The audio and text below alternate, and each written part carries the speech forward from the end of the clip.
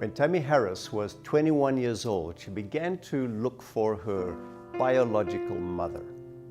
Now, unbeknown to her, her biological mother had been searching for her for 20 years, quite soon after her birth.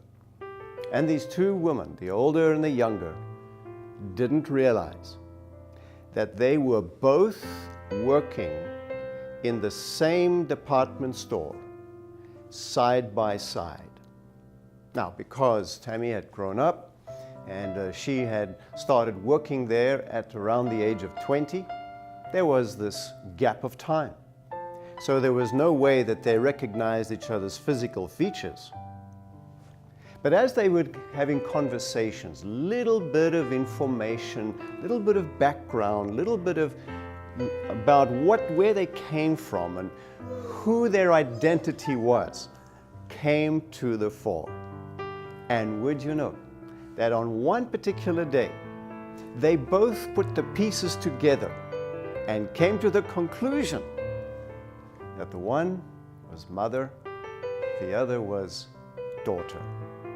And you can imagine that right there in that departmental store, those two women embraced each other, realizing that the great meeting had now taken place. What a great story for an identity. Somebody said that America is the country of intimate strangers, the people who pass each other by, come to close contact, but never really connect. Well, how is it possible that we can be around so many people, but never able to enter into meaningful relationships? When we have been made, God has created us as social beings to live in relationship. Seems like there are fears of intimacy.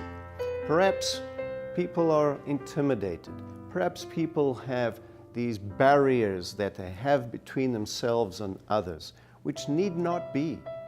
Is it possible that we also tend to treat God in the same way? That we don't trust Him as we don't trust others and therefore don't get very close?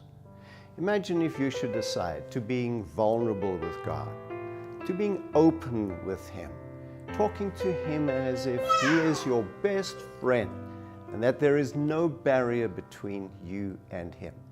That's what you are made for.